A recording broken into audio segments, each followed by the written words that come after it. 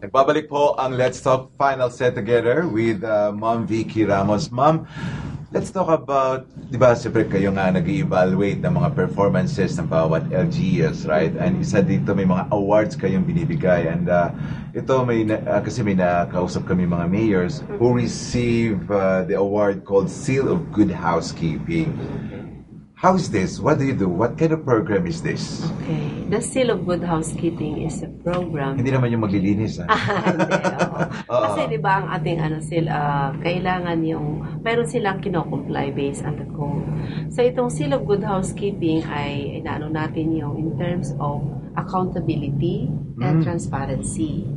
So it started as early in 2010. At ang ating Region 1 ay dalawa ang nakuha.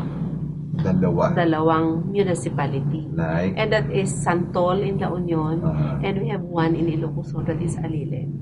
Alilen, Ilocos. Then comes last 2011, lahat ng mga LGUs in Region 1 except one, and that is Balungaw, Pangasinan, ay hindi nakakuha ng seal.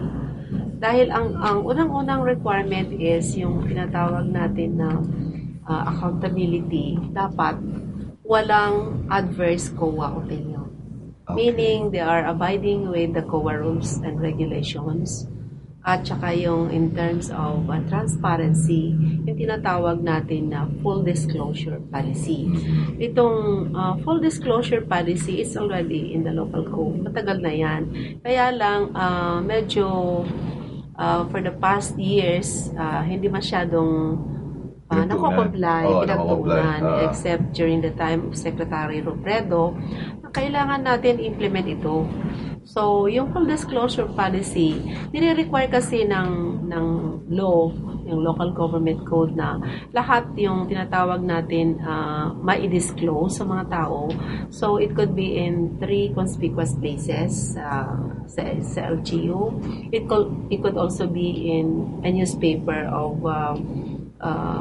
circulating within the province or within the region. And another is through the website.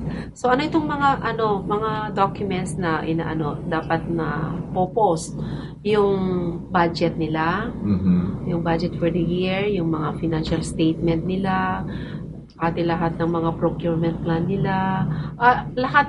I cannot mention them all, but there are 12 documents that has to be